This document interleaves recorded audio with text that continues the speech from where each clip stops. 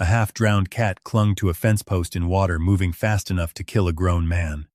We pulled him into the boat, certain the worst was over. But what he did the moment his paws touched the deck is the only reason 2 more people are alive tonight. What would you do if an animal you'd just torn from the edge of drowning turned around and tried to throw himself back into the flood? Most creatures we pull out of disaster water want one thing and only one thing: distance. This one wanted the opposite. He fought us. He clawed at the gunwale hard enough to draw his own blood. He screamed in a voice I had never heard a cat make before, and he pointed every soaked, shaking ounce of himself back toward the current he had nearly died in. It would take 4 more hours, 2 flooded streets, and one decision none of us were trained to make before any of us understood why. The water came up on Cedar Hollow faster than the weather service ever said it would. That's the thing nobody tells you about a flash flood. It isn't a slow rising tide you can watch and plan around. It's a wall. 1 hour the Tallow River is just a brown ribbon running a little high behind the feed store, and the next hour it's standing in your kitchen. By the time the county finally issued the evacuation order, half the lower part of town was already underwater, and the other half was getting there. I'd been on the Swiftwater rescue roster for 6 years by then, which sounds like a long time until you remember most of those years were spent doing nothing more dramatic than pulling stranded teenagers off sandbars after a summer storm. Nothing prepares you for the real thing. Not the training videos, not the practice runs in the calm water behind the dam, none of it. The real thing has a sound to it you don't expect. A low, constant roar mixed with smaller sounds that are somehow worse. The creak of a porch giving way. The pop of a transformer. A dog barking from somewhere you can't see and can't reach. My partner that night was a man named Deacon Holt, broad-shouldered, gray at the temples, the kind of calm that comes from doing this work longer than anyone else on the squad. Deacon had grown up 3 miles from where we were now, steering a flat-bottom boat down what used to be Mill Street. He knew which fences were buried under the water and which mailboxes marked driveways that used to be there. That knowledge probably saved our lives twice that night, and I never thanked him properly for it, so I'm putting it here instead. We'd already pulled 2 families off rooftops by the time the sky went fully dark, ferrying them to the staging area at the high school where the National Guard had set up cots and a row of space heaters that did almost nothing against the wet cold. The rain had stopped an hour earlier, which should have felt like relief. It didn't. The water kept rising anyway, fed by everything still draining down out of the hills, and somehow a flood at night is worse than a flood in daylight.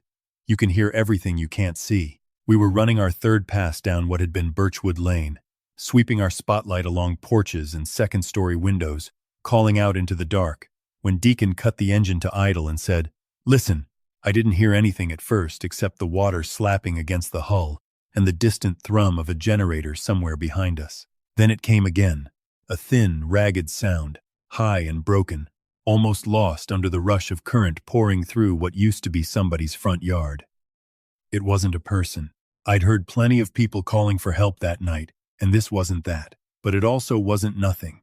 Deacon swung the spotlight toward the sound, and the beam caught a shape clinging to the top of a fence post that was barely above the surface, the rest of the fence already swallowed by brown water moving fast enough to carry a full-sized cooler past us a few minutes earlier, like it weighed nothing.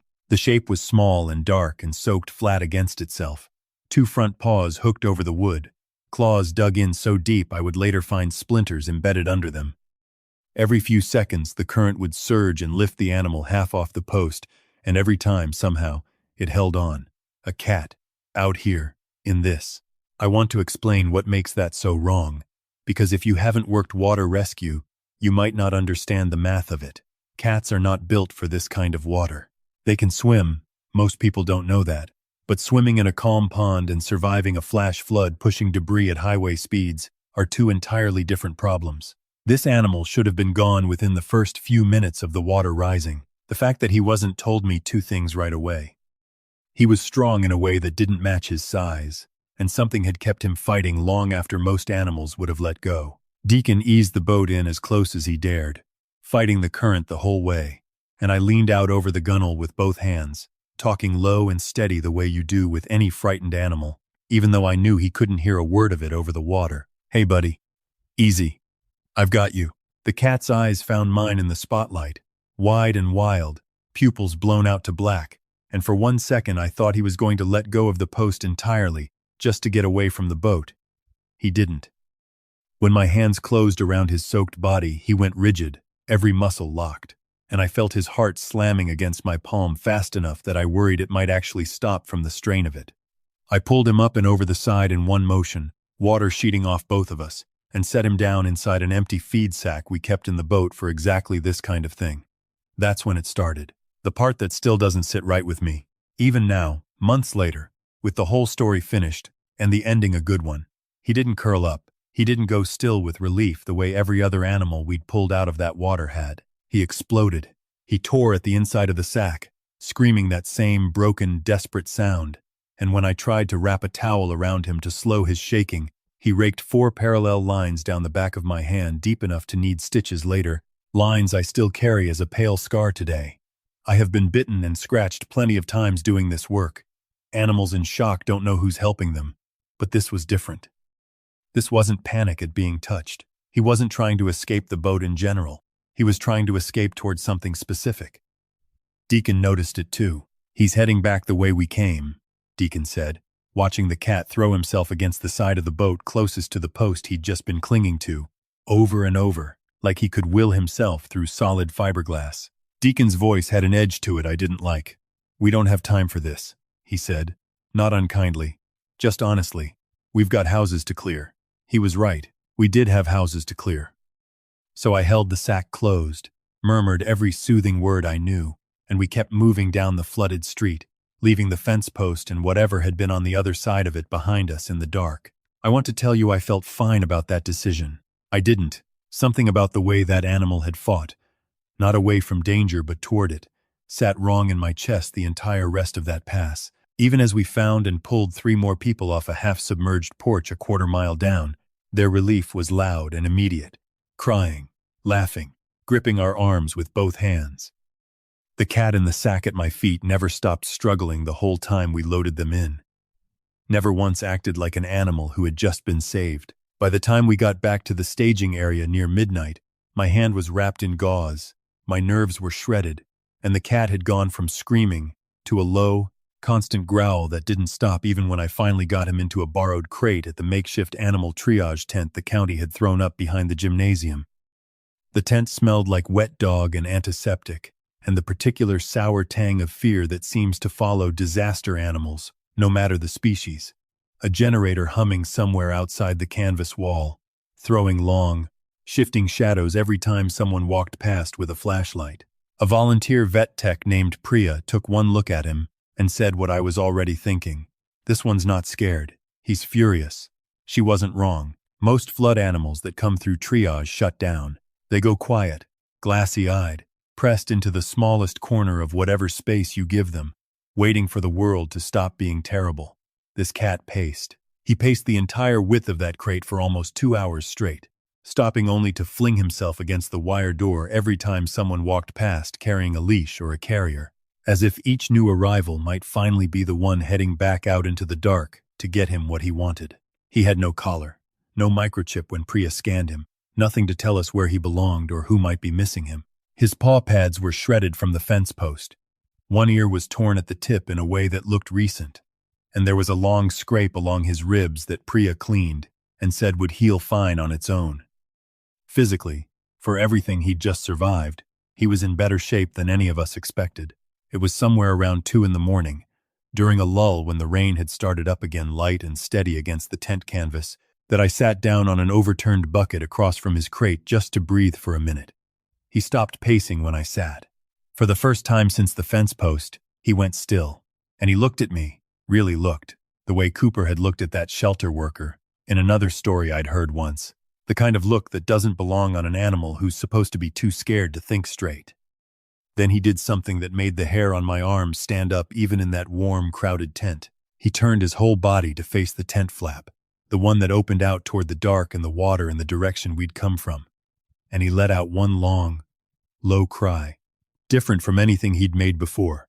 Not panic, not pain, something closer to a question, or a name being called.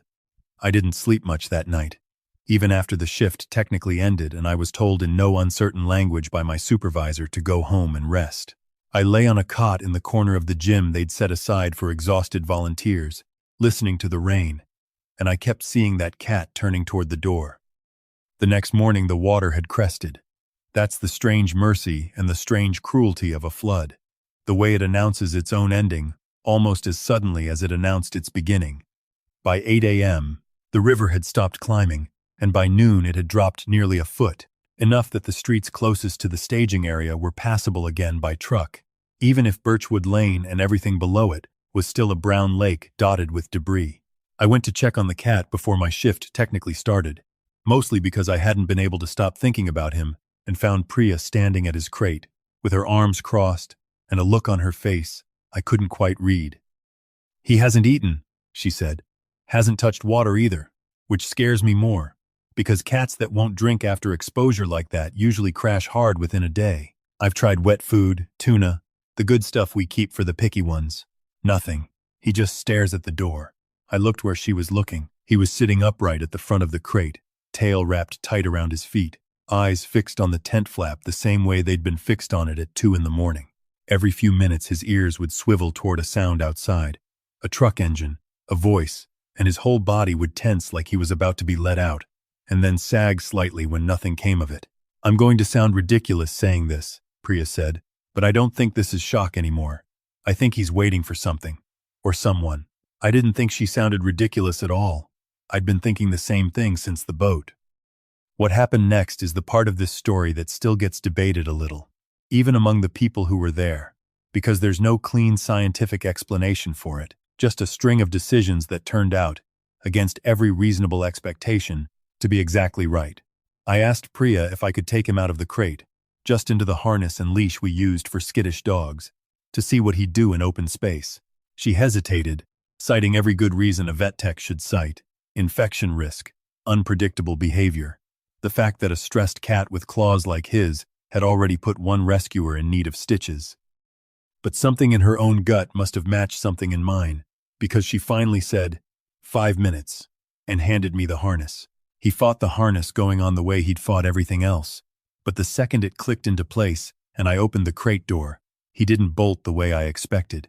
He walked, slow, deliberate, nose low, straight toward the tent flap, and when I followed the leash out into the gray morning light, he stopped, lifted his head, and turned his whole body toward the southeast, toward Birchwood Lane, toward the fence post, toward the water that hadn't fully receded yet.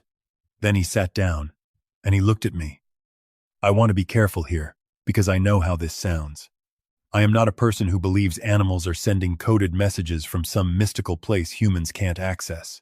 I've worked rescue long enough to know that most of the time, an animal's behavior has a boring, biological explanation. Fear response, territorial instinct, hunger, driving a search pattern. I told myself all of that, standing in that mud lot at 7 in the morning with a half-feral, freshly traumatized cat sitting perfectly still at the end of a leash, staring southeast like a compass needle that had finally found north. But I also knew what I'd watched the night before. An animal that fought rescue instead of welcoming it. An animal that refused comfort, refused food, refused water, and only ever oriented toward one direction, the direction we'd pulled him from. And I knew, the way you sometimes just know things in this line of work even when you can't prove them yet, that there was a reason, and that reason mattered more than protocol. I brought it to my supervisor, a woman named Carol Anders, who had run this squad for 11 years and had absolutely no patience for hunches that couldn't be backed up with something solid. I told her everything: the fence post, the fighting, the refusal to eat or drink, the way he'd oriented southeast every single time. She listened with her arms crossed and her jaw tight, the posture of someone who had 100 more urgent things demanding her attention that morning. "We don't have boats to spare chasing a cat's feelings," Carol said. "Not while there are still possible structure entrapments we haven't cleared." "That's exactly my point," I said. "What if that's what this is?" She looked at me for a long moment. Then she looked at the cat, who had gone still again, sitting in the mud with his harness on, facing southeast with the kind of patience that didn't belong to an animal his size. Carol had been doing this work long enough to have her own stories about gut feelings that turned out to mean something. The kind of stories rescue workers only tell each other late at night, off the record. I watched something shift behind her eyes. "Fine," she said finally. "One pass. Deacon's already heading that way to recheck 2 addresses we flagged last night. You go with him. You bring the cat. If this turns out to be nothing, I want you both back here within the hour, because we've got real work to do." I didn't argue with the word nothing. I just got in the boat. The route back to Birchwood Lane wasn't a straight shot. Not anymore. Daylight had revealed how much the water had rearranged in 12 hours, and Deacon had to thread us through a maze of half-submerged obstacles that hadn't existed the night before, or had existed but simply hadn't been visible under cover of dark. We came around what used to be the corner of Mill and Third and found a sedan sitting nose down in a drainage culvert, only its trunk and rear bumper still above the surface, water curling around it in a low standing wave. Deacon cut our speed without being told, scanning the windows for any sign someone might still be inside. "Empty," he said after a long beat, and I felt my own shoulders drop half an inch. I hadn't realized I'd been carrying up near my ears. A few hundred yards past that, the boat's hull scraped against something below the surface, hard enough to jolt both of us, and for one ugly second I pictured us taking on water out here with no backup boat in radio range. Deacon throttled down, swearing under his breath, and reached for the pole we kept clipped along the inside rail, using it to feel out whatever we'd struck. "A propane tank," he finally said, half buried in mud, lodged sideways. "Probably tore loose off somebody's back patio." He worked us around it at a crawl, both of us holding our breath in the particular way you learn to hold it in this job. Quiet and shallow, like noise itself might make things worse. The cat never stopped watching the horizon the entire time. Even when the hull scraped and the boat rocked hard enough that I grabbed the rail with my free hand, he didn't flinch, didn't redirect his attention for even a second from whatever invisible line he'd locked onto somewhere ahead of us. I remember thinking, watching him brace against the rocking without breaking that stare, that he looked less like a frightened animal riding out a disaster and more like someone standing watch. Birchwood Lane in daylight looked nothing like it had the night before, and somehow that was worse. The water had dropped enough that you could see the shapes of things now. A child's bicycle wedged against a stop sign, a porch swing tangled in a downed power line, a refrigerator lying on its side in someone's front yard like a felled animal. The smell had changed too, less like rain and more like wet earth and gasoline and something sour underneath that I'd learned over the years not to think too hard about. Deacon idled the boat near the fence post where we'd found the cat, the same post, still standing, the water around it down to maybe 3 feet now instead of the churning current from the night before. The cat, still harnessed, stood at the bow with his front paws braced against the rail, nose working the air. And for a second, I thought maybe this was as far as his certainty went, that he'd point us to the spot he'd been found, and nothing more. Then he turned, not back toward the post, past it, toward a house set back from the road. A narrow 2-story farmhouse with white paint long gone gray, half its first-floor windows already underwater, a sagging porch roof that had partially collapsed sometime in the night. The cat's whole body went rigid, ears flat, and he let out that same long, low cry from the tent. Except now, pointed at an actual structure, instead of an empty doorway, it didn't sound like a question anymore. It sounded like a name. "Deacon," I said. He'd already seen it. "That's not on our cleared list," he said, pulling a sodden, dog-eared map from the dry bag at his feet and running a finger down it.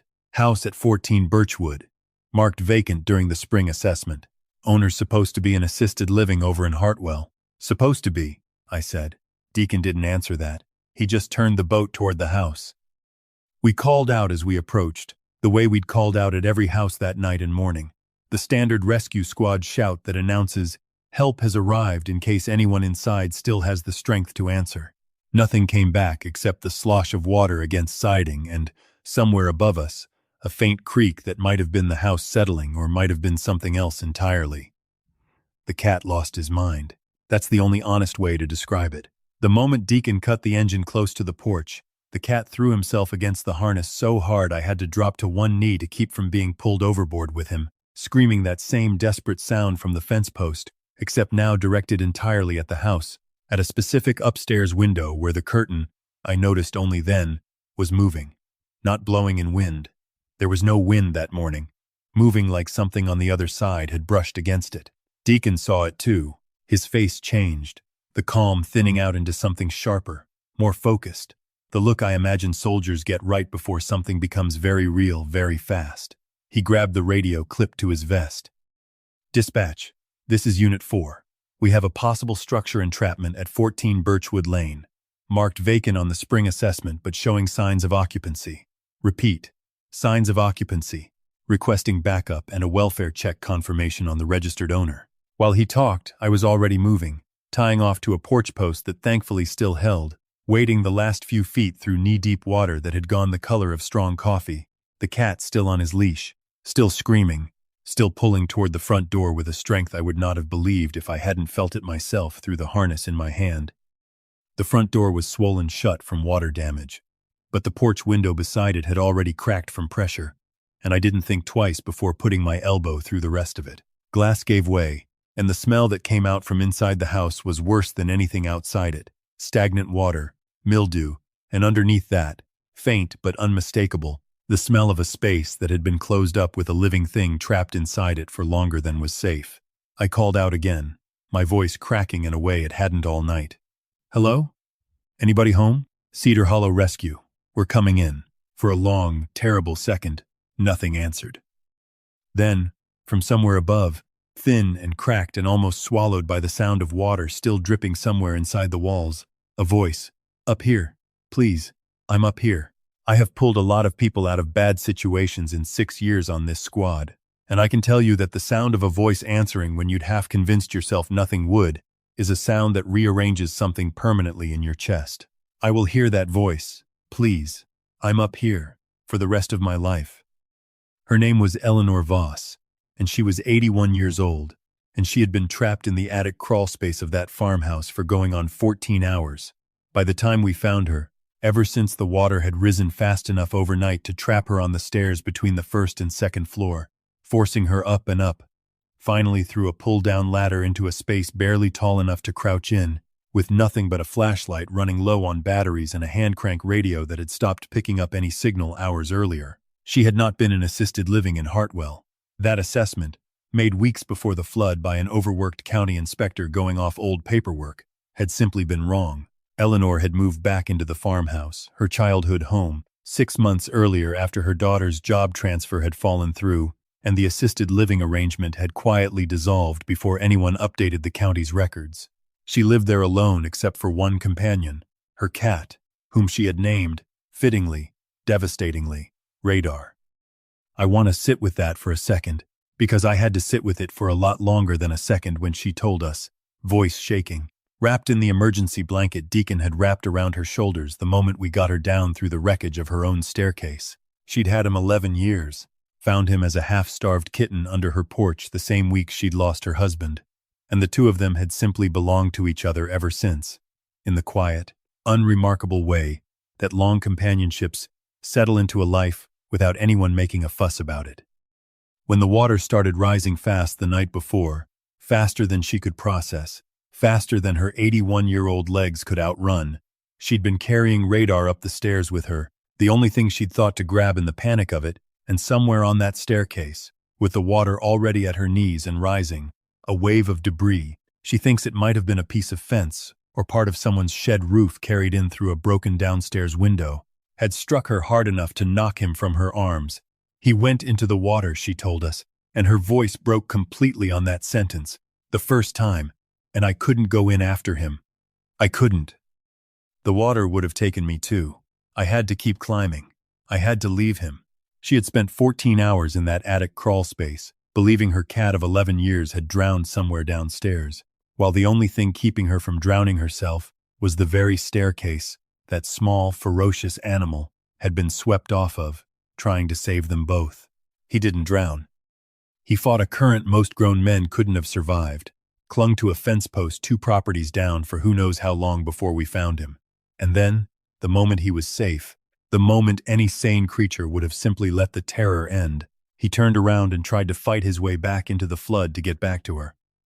Not because he understood floods, or rescue boats, or the odds against him, because somewhere in that small, stubborn body was the absolute certainty that she needed him, and nothing else, not safety, not food, not the end of his own fear, mattered more than that.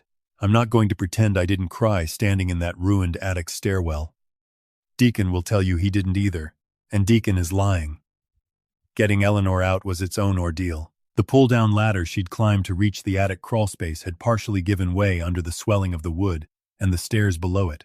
The same stairs Radar had been swept from the night before were slick with a film of mud and standing water that made every step a small negotiation with gravity. Deacon went up first, testing each board with his weight before trusting it with hers, and on the second-to-last step his boot went straight through rotted wood up to the shin, the whole staircase groaning around us like something deciding whether it had one more collapse left in it. He didn't curse, didn't even seem surprised, just pulled his leg free, said watch that one, and kept climbing like it was nothing, though I noticed afterward he was favoring that leg for the rest of the day. There was a live wire to deal with too, hanging low across a corner of the porch roof, where it had torn free sometime in the night, close enough to the route we needed that Deacon made me wait at the base of the stairs while he checked it with the meter clipped to his vest. Dead, he finally called down, though his voice had that flat, careful tone people use right after they've confirmed something might have killed them. We routed around it anyway. You don't trust a downed line twice in one morning, dead or not. Eleanor herself could barely stand by the time we reached her, her legs cramped and unsteady from 14 hours, crouched in a space too low to fully straighten in, her hands so cold they'd stopped shaking and gone instead to a stillness that worried me more than the shaking would have. We moved her down one step at a time, Deacon below her taking her weight, me above her keeping a hand braced against her back, and the whole house seemed to hold its breath with us, every creak of the staircase landing like a held threat that never quite followed through. It took almost 20 minutes to cover what should have been a 30-second descent. Neither of us complained about the time. You don't, in this work. You just keep your voice steady and your hands sure, and you let the seconds take however long they need to take. We got her out. That's the only part that matters in the end. We got her into the boat, wrapped her in every dry layer we had, and Deacon radioed ahead for a medical team to meet us at the staging area. The reunion happened on that boat, in the middle of a flooded street, under a gray morning sky that hadn't decided yet whether it wanted to rain again. I'd kept Radar harnessed and held close against my chest the entire time we were inside the house, partly because I didn't trust him not to bolt straight back into danger the second he sensed Eleanor was near, and partly, honestly, because some instinct in me wanted to be the one holding him when this moment finally happened. The second Eleanor settled onto the bench seat, shaking, soaked, exhausted past the point most people could speak, I knelt down and set him on her lap. He didn't scream. He didn't claw. He didn't fight anything anymore. He went utterly still, the same stillness Priya had described back at the tent, except now it wasn't waiting. It was arrival. He pressed his face into the crook of Eleanor's elbow and made a sound I hadn't heard from him once in the entire 18 hours I'd known him, a low, broken, trembling purr, the kind of sound that comes from somewhere far past relief. Eleanor wrapped both arms around him and wept into his soaked fur, saying his name over and over. Radar, Radar, I thought you were gone. I thought I lost you. And he just pressed harder into her, as if he could somehow climb inside the relief in her voice and live there.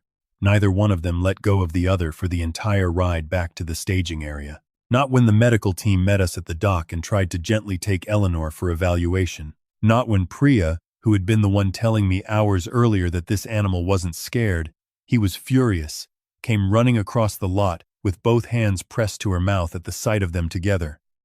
Not even when, finally, exhaustion took over, and Eleanor fell asleep sitting upright on a cot inside the medical tent, with Radar curled in the exact center of her chest, one paw resting against her collarbone, refusing every offer of food or water or a separate crate until he was finally convinced, hours later, that she was safe enough for him to rest too. The story should probably end there, and for a long time I thought it would. A flood, a fence post, a stubborn cat, a rescued woman, a reunion that made half the squad cry in a triage tent. It would have been enough. It would have been a good story even if it stopped right there. But it didn't stop there. And the part that came after is the part that, honestly, still gets to me more than the rescue itself. Eleanor spent 2 days under observation for hypothermia and exhaustion, and Radar spent those 2 days exactly where you'd expect, refusing to leave her side for longer than it took Priya to check his healing paws.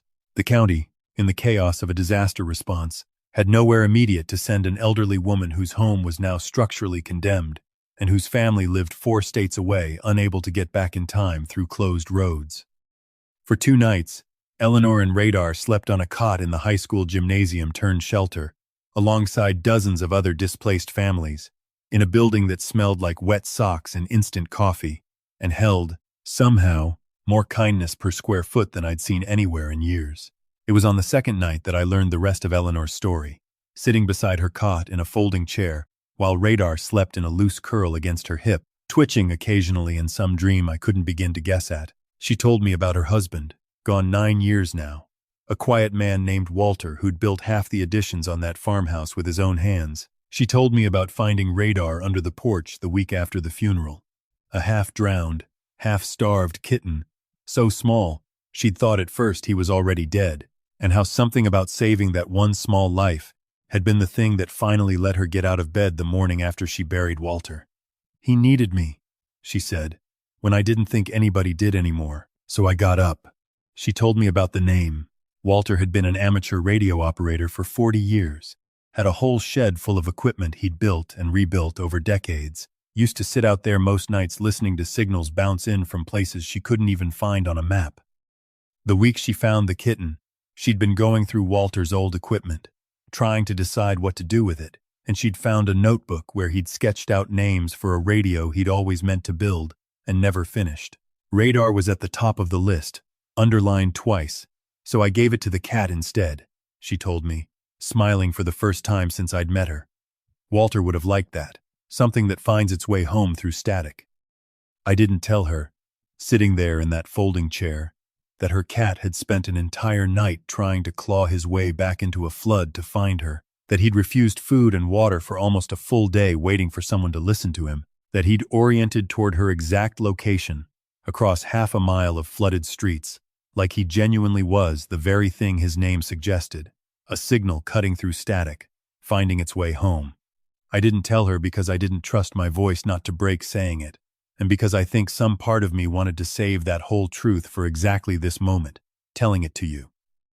What happened after, in the weeks that followed, is the part of the story that turned this from something only our rescue squad would ever talk about into something the whole town, and then a lot more than the town, ended up hearing about. Eleanor's daughter, a woman named Susan who worked logistics for a shipping company 2 states away, finally made it through the cleared roads 4 days after the flood, and within a week had arranged for Eleanor to move in with her permanently, while the farmhouse insurance claim worked its slow, grinding way through the system. Radar, of course, went with her. There was never a version of this story where he didn't. What none of us expected was the photo.